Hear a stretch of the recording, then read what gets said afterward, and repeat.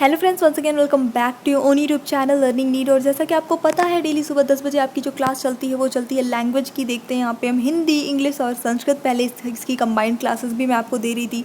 100 के करीब जो है 100 से ज़्यादा प्रैक्टिस सेट्स आपको मिल चुके हैं। अलग से उसकी प्लेलिस्ट भी बनी है। जिन लोगों ने नहीं अटैम्प्ट की हैं प्लीज़ जाके करिए। और फिर से एक बार हमारा ये कंप्लीट हो जाएगा अलग अलग सेशन, तो उसके बाद फिर से हम कंबाइंड सेट्स भी करेंगे जो कि हाई लेवल के क्वेश्चंस होंगे डेफिनेटली। आज फिलहाल यहाँ पे इंग्लिश के क्वेश्चंस है। 20 क्वेश्चंस में कुछ नहीं है, सिर्फ फिल इन द ब्लैंक्स है। लेकिन यहाँ पे बहुत ही क्लियरली आपको समझ में आ जाएगा कि आपकी जो ग्रामर है, बेसिक ग्रामर, वो कितनी अच्छी है। क्योंकि यहाँ पे आपको ग्रामर में टेंस का कितना नॉलेज है, वर्ब की फॉर्म के कितने नॉलेज है, ये सारी चीज़ें जो बेसिक चीज़ें हैं वो सब कुछ आज यहाँ पे इस सेट में क्लियर हो जाने वाला है। तो प्लीज़ कॉमेंट करके ज़रूर बताइएगा 20 में से कितने आपके करेक्ट हुए हैं। एंड चलिए स्टार्ट करते हैं सेशन बिना टाइम वेस्ट किए। तो आज का जो फर्स्ट क्वेश्चन है वो है, Barcelona blank the world to the Montjuic stadium. यहाँ पे क्या आना चाहिए? Brought, took, welcomed, welcome. तो यहाँ पे जो करेक्ट आंसर है वो हो जाता है आपका ऑप्शन नंबर सी, वेलकम्ड। क्योंकि स्टेडियम किसी पर्टिकुलर जगह पे कोई व्यक्ति जो है, चाहे वो कोई भी नाम हो, यहाँ पे कुछ भी हो सकता था, वर्ल्ड टू द, तो किसी ने पूरे दुनिया का कहाँ किसी पर्टिकुलर जगह पे क्या किया? स्वागत किया। ठीक है, स्वागत किया। अब यहाँ पे वेलकम क्यों नहीं हो सकता? स्वागत करता है या करती भी है तो हो जाता है। अगर ऐसा होता तो वेलकम्स लगता, क्योंकि आपको पता है कि जब ये सिंगुलर वर्ब है तो अगर हम उसको सिंपल प्रेजेंट टेंस में लिखेंगे अफर्मेटिव सेंटेंस में, तो हम वर्ब के साथ एस लगाएंगे, एस ई एस जोड़ता है, जो कि यहाँ पे नहीं जुड़ा है। तो करेक्ट आंसर आपका ऑप्शन नंबर सी हो जाता है। तो move to the next question. Study at school, I blank the echo of roar of laughter। बहुत ही कैच, कॉट, कैच्ड, कैचिंग, कुल मिला के कैच का कौन सा फॉर्म यहाँ पे आएगा वही आपको बताना है। तो देखिए, स्टडी है मतलब कि एक जो दिन बीत गया है, बीता हुआ कल, उसकी बात हो रही है। तो यहाँ पे study at school, I caught the eco of roar of laughter. तो यहाँ पे कुल मिला के आपको सेकेंड फॉर्म भरनी है, क्योंकि जब बीते हुए कल की बात है तो पास्ट टेंस हो गया। पास्ट टेंस का अफर्मेटिव सेंटेंस जो होता है उसमें हम यूज़ करते हैं वर्ब की सेकेंड फॉर्म। और ये सारे नियम मैंने आपको पढ़ाए हैं टेंस में, कुछ ऐसा नई चीज़ नहीं है और बेसिक चीज़ है ये बिल्कुल। We blank by strange sound, we were startled, was starling, were startling, sorry not starling. अब यहाँ पे स्ट्रेंज साउंड मतलब कोई अजीब सी आवाज़, कोई अजनबी सी आवाज़, ऐसा आप समझ सकते हैं। तो यहाँ पे जो सही उत्तर होता है इसका आंसर हो जाएगा वर हो जाएगा। पहली बात तो देखिए, वी लगा है मतलब हम, बहुवचन है, तो इसके साथ वॉज नहीं आएगा, ये आप हटा दीजिएगा। वॉज आता है जब आई विश करके इस तरह से होता है, ठीक है। सॉरी, आई विश में तो वर लगता है। तो यहाँ पे वॉज वाला पहले आपने हटा दीजिए, उसके बाद बचते हैं दो आपके। तो we were startling by strange sound और वी स्टार्ट, तो एक पास्ट फॉर्म के फॉर्म में हम यहाँ पे स्टार्टलेड यूज़ करेंगे। मतलब क्या होता है? चौंकाना। स्टार्टलेड मतलब होता है चौंकाना। तो हम जो है वो चौंक गए, हम चौंक गए। हम किसी से बोलेंगे तो क्या बोलेंगे कि हम एक अजीब सी आवाज़ से चौंक गए। अरे कि हम उस आवाज़ से चौंक गए, हम ये नहीं कहेंगे हम उस आवाज़ से चौंक रहे थे। चौंक रहे थे वर्ड यूज़ नहीं होता। हाँ, हम डर रहे थे होता तो सही था। हम कंफ्यूज हो रहे थे, वो सब कुछ ठीक था, लेकिन हम चौंक रहे थे हिंदी में कभी सुना है इस तरह का? नहीं, हम चौंक गए, मैं चौंका। समझ रहे हैं? तो आई एन जी फॉर्म लगाने का यहाँ पे कोई सेंस नहीं बनेगा। चलिए देखेंगे next. I am looking forward blank you, to seeing, to see, to have seen और for seeing.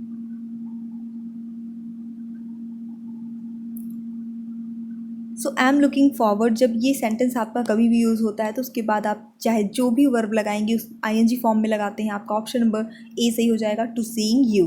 Okay next. He says he is not blank for the job of a doctor. Cut up, cut off, cut down, cut out. He says, उसने कहा, क्या कहा? He is not blank for the job of doctor.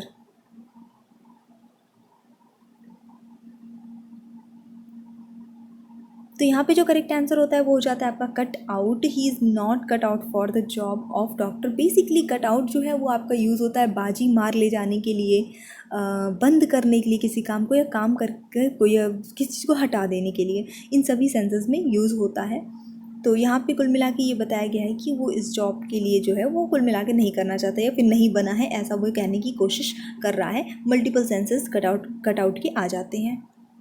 He is preparing his car with a view blanket to sell, to selling, for selling, or to have sold. He is preparing his car. वो अपनी car तैयार कर रहा है with a view blanket. कुल मिला के पूछा है वो अपनी कार क्यों अच्छे से प्रिपेयर कर रहा है। तो सही आंसर है to with a view to selling it, बेचने के उद्देश्य से। तो यहाँ पे आपका ऑप्शन नंबर 20 सही हो जाता है इस क्वेश्चन के लिए। चलिए देखेंगे, एक बार क्वेश्चन का लेवल अगर पसंद आ रहा है तो लाइक ज़रूर किया करिए। देखिए मोटिवेशन मिलता है और बेहतर क्वेश्चंस लाने का कहीं ना कहीं एक क्या कह सकते हैं, मोटिवेशन मिलता है, ठीक है, एनर्जी आती है। चलिए देखेंगे। A school library boast of many blank editions of the blank classical writer. अब इसमें दोनों में आपको फिल करना है। और स्कूल लाइब्रेरी, हमारी स्कूल की लाइब्रेरी। फिर यहाँ पे आपको एक अच्छा वर्ड मिल जाता है, देखिएगा अगर थोड़ा, तो बोस्ट। तो बोस्ट मतलब वैसे तो डींग मारना होता है, झूठा गर्व भी होता है, या शेखी बघारने वाली बात भी होती है। तो uh school library boast of many blank editions of the blank classical writers. चलिए देख लेंगे आंसर क्या होता है। यहाँ पे ऑप्शन नंबर ए सही हो जाता है, old editions of the ancient classical writers, है ना, प्राचीन जो लेखक हैं उनके पुराने एडिशंस की बुक कुल मिला के वहाँ पे है। वहाँ पे इतनी सारी चीज़ें हैं, हाई फाई मतलब बना रखा है उन लोगों ने, ये सारी चीज़ें इंक्लूड करके लाइब्रेरी में, ये कहने का यहाँ पे सेंस आता है। Tick the correct infinitive. Blank is difficult for a Sinner. Blank is difficult for a Sinner. अब पहले तो आप बताइए इसका मतलब क्या होता है। इसका मतलब होता है पाप करने वाला, क्योंकि सिन मतलब होता है पाप। तो यहाँ पे जब हमें इसका अर्थ पता चल जाता है तो हमें गेस करना थोड़ा आसान हो जाता है। टू प्रे, यहाँ पे सही आंसर हो जाएगा। To pray is difficult for sinner, यानी जो पाप करने वाला होता है उसके लिए प्रार्थना करना मुश्किल होता है किसी के लिए, है ना। चूज़ द, ऑलराइट, ठीक है, it is to pray is difficult for a sinner. Okay, ये हो गया आपका। नेक्स्ट देख लेंगे। Choose the correct word for the blank the boy return to his village. Shall the boy return to his village? Will the boy return to his village? Was the boy return to his village? Or shan't the boy return to his village? Shan't means shall not हो जाएगा। तो देखिए यहाँ पे पहली बात return की बात हो रही है। पूछा जा रहा है कि क्या लड़का जो है वो गांव वापस, अपने गांव वापस रिटर्न होगा, वापस जाएगा, वापस आएगा, वॉट एवर। तो यहाँ पे लड़के की बात हो रही है। बेसिकली शेल का यूज़ हम आई एन वी के साथ करते हैं, तो शेल तो पहले हम हटा देते हैं यहाँ पे। उसके बाद बचता है विल और वॉज। तो वॉज आ जाता है आपका पास्ट फॉर्म में, जिसके साथ अगर सिचुएशन ऐसी आती भी है तो हम फर्स्ट फॉर्म यूज़ नहीं करते हैं वर्ब का बेसिकली, ठीक है। वॉज जो है कॉन्टिन्यूअस है, तो समटाइम्स हम ईडी फॉर्म यूज़ करते हैं, यानी सेकेंड फॉर्म यूज़ करते हैं कुछ सिचुएशंस में। और बेसिकली अगर स्ट्रक्चर देखते हैं हम टेंस का, तो उसको हम वर्ब की आईएनजी फॉर्म के साथ यूज़ करते हैं, ठीक है। तो यहाँ पे रिटर्न लगा है, यानी वर्ब की फर्स्ट फॉर्म लगी है जो कि सिंपल फ्यूचर टेंस में लगती है। तो आपका ऑप्शन नंबर बी सही होता है, will the boy return to his village. क्या लड़का अपने गांव वापस आएगा। Songs blank sung in his memory is was had और बीन। फटाफट से गेस कर लीजिए। मतलब काफ़ी आसान है, कितना आसान है। देखिए सिंपली सॉन्ग्स के बाद डायरेक्ट बीन तो लगेगा नहीं, कुछ हैज़ है भाई, बीन के पहले हमेशा कुछ हैज़ हैव हैड लगता है कि नहीं लगता है। तो ये तो पहले ही आपका हो गया, इसीलिए मैंने कहा था कि क्विकली इसको डिसाइड करिए। इज लगने का कोई चांस नहीं है क्योंकि ये प्लूरल है, बहुवचन में है, तो इसके साथ इज तो लग ही नहीं सकता, आर लग सकता है। अब हैड की बात करते हैं, तो सॉन्ग्स हैड संग इन हिज मेमोरी। अब ध्यान दीजिएगा कि जो आपका यहाँ पे संग लिखा हुआ है वो वर्ब की कौन सी फॉर्म है। सॉन्ग संग का मतलब गाया, है ना, ये कहीं ना कहीं पास्ट फॉर्म में आ रहा है। जबकि हैड हम लगाएंगे तो वर्ब की थर्ड फॉर्म लगानी पड़ेगी ऑब्वियसली। तो ये रहा जो है हमारा रॉन्ग हो जाता है। बच्चा क्या, वर बच्चा, जो कि बहुवचन के साथ प्रयुक्त होता है। तो बिल्कुल सॉन्ग्स वर संग इन हिज मेमोरी, ये सही आंसर हो जाता है। He blank sitting besides a river, shall find is been finded or was found। चलिए थोड़ा सा हेल्प करती हूँ, मैं इसकी ओवरऑल हिंदी बताती हूँ। इसकी ओवरऑल हिंदी ये हो जाएगी कि वो नदी के किनारे बैठा देखा गया, देखा गया या बैठा पाया गया, कुछ भी हो सकता है। तो क्योंकि यहाँ पे पाया गया, यदि मैंने जब इसके पहले भी बोला देखा गया, तो कुल मिला के जब आपका आ रहा है गया तो ये पास्ट फॉर्म है, और पास्ट फॉर्म है तो इज आपको वैसे भी नहीं लगाना है, इसको हटा दीजिए। फ्यूचर टेंस आपको वैसे भी नहीं यूज़ करना है तो इसको भी हटा दीजिए। बचता है आपको option number D, was found, यानी कि वो नदी के किनारे बैठा पाया गया। His trousers blank torn, should, shall, are और इज। बेहद आसान, बेहद आसान। अगर ये क्वेश्चंस बन रहे हैं आपसे तो मतलब आपकी ग्रामर बेसिक कंप्लीट है। जो 5th क्लास तक की ग्रामर आपकी कंप्लीट होनी चाहिए, 5th-6th लेवल तक की, वो आपकी क्लियर है। अब आपको उसके आगे का पढ़ना है, क्योंकि ये 5th क्लास के अंदर अंदर पढ़ा दिया जाता है ये सारी चीज़ें। तो टॉर्न मतलब होता है कि फटी हुई या फाड़ डाला हुआ, नोचा हुआ। ठीक है, आजकल जैसे फैशन में है टॉर्न जीन्स। तो यहाँ पे his trouser are his trousers are torn, कि उसकी जो ट्राउज़र्स हैं वो फटी हुई हैं, ये कहने का मतलब है। शुड हो जाएगा तो मतलब उसकी ट्राउज़र्स फटी होनी चाहिए। तो पहली बात तो शुड के साथ हमें जो है यहाँ पे वर्ब लगता है, वर्ब की फर्स्ट फॉर्म लगती है। शैल नहीं लगना है क्योंकि फ्यूचर में क्या होगा हमें नहीं पता। इज़ इसलिए नहीं लगेगा क्योंकि ये बहुवचन है, प्लूरल है। छोटी छोटी चीज़ें हैं, बस ध्यान देनी है। There blank some books in his bag, is, was, were और have.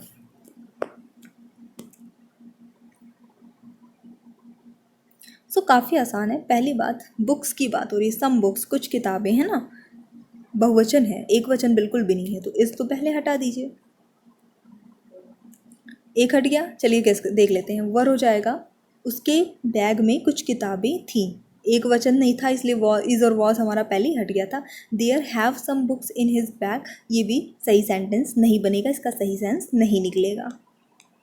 You go first and I blank you, यानी कि तुम पहले जाओ हम पीछे से पीछे आते हैं, कहने का ये तात्पर्य है। अब इसको थोड़ा सा इंग्लिश में बोलेंगे तो कैसे बोलेंगे, नहीं इसको याद मत कर लीजिएगा क्योंकि पीछे जाना अच्छी बात नहीं है। चलिए देखिएगा, shall follow, shall following, am following. तो यहाँ पे जो करेक्ट आंसर है ऑप्शन नंबर ए हो जाएगा, shall follow you go first and I shall follow you, मतलब कि तुम पहले जाओ हम पीछे पीछे आते हैं। चलिए देखेंगे नेक्स्ट। एक बार लाइक करिएगा वीडियो को, और चैनल पे न्यू है तो सब्सक्राइब ज़रूर करिए। थोड़ा सब्सक्राइबर्स जो है, हमारा जो एक टारगेट था 2 साल में 2 लाख का, वो पूरा होता दिख नहीं रहा है, पर फिर भी जितने भी रहेंगे तो थोड़ा सा अपने को मोटिवेशन मिलता है। व्यूज़ मैटर नहीं करते हैं, अच्छा लगता है थोड़ा सा। He blanked his application when he heard he had not got the necessary certificates। देखिए, आप कहीं जाते हैं किसी भी प्रोसेस को करने के लिए, एडमिशन के लिए, कुछ भी है, और वहाँ पे आप सुनते हैं कि आपने जो है अपने जो आवश्यक दस्तावेज थे, सर्टिफिकेट्स थे, वो आप नहीं लाए हैं। ठीक है, तो आप अपनी एप्लीकेशन को क्या करेंगे, withdraw, withdrew, had withdrawn, got withdraw. Withdraw करेंगे, ये बात तो सही है कि हाँ भाई हटा लेंगे, लेकिन यहाँ पे फॉर्म कौन सी यूज़ होगी अकॉर्डिंग टू दिस सेंटेंस। तो यहाँ पे आपका ऑप्शन नंबर डी आएगा, विड्रू हो जाएगा। यानी कि जब उसने ये सुना कि वो अपने डॉक्यूमेंट्स नहीं लेकर आया है, सर्टिफिकेट्स नहीं लेकर आया है, तो उसने जो है एप्लीकेशन निकाल लिया। लिया लास्ट में क्या आ रहा है, या, तो मतलब आपका सेकेंड फॉर्म आपको वर्ब की लगानी है। सिंपल पास्ट टेंस आपका ये हो जाता है। टेंस पढ़ाए हैं, जिन लोगों ने नहीं पढ़ी है बहुत ही आसान शब्दों में पढ़ाया है। आप एक प्लेलिस्ट है इंग्लिश ग्रामर करके, उसमें देख लीजिएगा, लिंक मैं दे दूँगी उसकी डिस्क्रिप्शन बॉक्स में और लास्ट में एंड स्क्रीन पे भी। She tuned blank to the music programme on to with. Tuned on use होता है साथ में, tuned on to the music programme, ये साथ में यूज़ होने वाला वर्ड ही है मतलब। नेक्स्ट देख लेते हैं, before the are, okay, Arianas, sorry, not Aryan. Before the Arianas blank to India, Dravidians, okay, had lived there. यानी कहने का मतलब है जब तक आर्य नहीं आए थे, आर्य नहीं थे, तब तक जो है द्रविड़ रहते थे, वहाँ रहते थे भारत में. तो coming, come, did come. Question सारे आपके हाई लेवल एग्ज़ाम से लिए गए हैं, तो आप एक बार आपका अगर आप टीजीटी पीजीटी की प्रिपरेशन कर रहे हैं तो उसके लिए भी हेल्पफुल रहेंगे. सही आंसर होता है इस क्वेश्चन के लिए आपका ऑप्शन नंबर सी, केम, मतलब कि पास्ट फॉर्म में है. तो before the Aryans came to India, मतलब इसके पहले कि वो भारत नहीं आए थे, मतलब उनके भारत आने से पहले फिर ऐसा ऐसा होता था. तो ये एक बार मैंने आपको और बताया है, एक दो बार और बता चुकी हूँ जब हम कर रहे थे हमारी कंबाइंड सेट्स, कि जब कभी भी ऐसी सिचुएशन होती है तो सेंटेंस का एक पार्ट सिंपल पास्ट टेंस में होता है और दूसरा पार्ट जो होता है वो पास्ट परफेक्ट में होता है. यहाँ पे भी देखिए ये वाला आपका सिंपल पास्ट टेंस गया और ये वाला आपका पास्ट परफेक्ट गया. इसके ऊपर भी एक एग्जांपल हम लोगों ने एक क्वेश्चन में देखा था, वहाँ पे भी वही सिचुएशन थी. एक बार रिमाइंड करा दिया है, अब याद आपको रखना है, वो आपकी जिम्मेदारी है. Choose the correct word to fill in the blank in the sentence given below. Wordsworth was a great lover of nature scenery. चलिए मैंने इसको कर दिया. सीनरी की जगह क्या आएगा? सीनरी की जगह क्या आएगा? साइट, साइट, साइट, साइट, मतलब सब साइट ही है, स्पेलिंग का जो डिफरेंस है. वर्ड्सवर्थ को कौन नहीं जानता जिन्होंने डैफोडिल्स पोएम लिखी है. तो चलिए देख लेते हैं यहाँ पे जो करेक्ट आंसर होता है आपका ऑप्शन नंबर सी हो जाता है. ये साइट जो है ये करेक्ट स्पेलिंग हो जाती है, जिसका अर्थ होता है नज़ारा. ठीक है, कोई भी प्राकृतिक जब हम दृश्य देखते हैं तो उसके लिए हम साइट वर्ड यूज़ करते हैं. So move to the next question. The tree was blank with fruits. The tree was load with fruits, loaded with fruits, laden with fruits और लोडिंग विथ फ्रूट्स. अभी मैंने आपको थोड़ी देर पहले ऊपर बताया था कि वॉज के साथ या तो आईएनजी फॉर्म लगेगी या तो कुछ सिचुएशन में वर्ब की सेकंड फॉर्म लगेगी. बताया था कि नहीं? अगर आपको याद है तो आपने आंसर गेस कर लिया है, तो बिल्कुल आपका ऑप्शन नंबर बी सही हो जाएगा, loaded. The tree was loaded with fruits, यानी कि जो पेड़ था वो फलों से लदा हुआ था. सो आ जाते हैं हमारे लास्ट क्वेश्चन में, और लाइक शेयर सब्सक्राइब कर दीजिएगा प्लीज़. आपसे एक रिक्वेस्ट है, एक रिक्वेस्ट के तौर पे कहते हैं. He is too blank to be deceived easily. Strong, modern, kind और इंटेलिजेंट. डिसीव्ड मतलब धोखा खाना, चला गया. वो अब कहना तो ये चाह रहा है यहाँ कि वो, मैं अपनी भाषा में बोलूँ तो वो मतलब बहुत स्मार्ट है, उसको आसानी से धोखा नहीं दिया जा सकता है. सेंस समझा रही हूँ आपको, ठीक है, ये कहने का तात्पर्य है. कुल मिला के उसको इतना स्मार्ट, शार्प, ये आपको साबित करना है कि उसको धोखा देना आसान नहीं, आसानी से वो धोखा नहीं खा सकता. तो अगर कोई स्ट्रॉन्ग है तो धोखा खा सकता है. मॉडर्न होने का मतलब ये नहीं कि आप भाई धोखा, आपको कोई छला नहीं जा सकता. काइंड लोग तो वैसे भी धोखा खाते ही रहते हैं. तो बचा क्या? इंटेलिजेंट यहाँ पे, क्योंकि कौन धोखा नहीं खा सकता जिसका दिमाग शार्प हो, स्मार्ट हो. तो यहाँ पे उस सेंस में सिर्फ एक ही वर्ड आ रहा है, इंटेलिजेंट. तो he is too intelligent to be deceived easily. और ये यहाँ पे आप ध्यान दीजिएगा, पहले तो आपकी वर्ड पावर स्ट्रांग हो ताकि आप सबका अर्थ जान सकें. एंड सेकंड थिंग, थोड़ी सी कॉमन सेंस आपको लगानी पड़ेगी. कॉमन सेंस के बिना चीज़ें नहीं वर्क करेंगी अगर आप कोई भी अच्छा कॉम्पिटिटिव एग्ज़ाम देने जा रहे हैं तो. Okay, so I just hope कि आपको सेट आज का पसंद आया होगा. पसंद आया लाइक करिए, शेयर करिए, चैनल पे न्यू है सब्सक्राइब करिए. फिर से बोल दिया, सॉरी. Bye bye.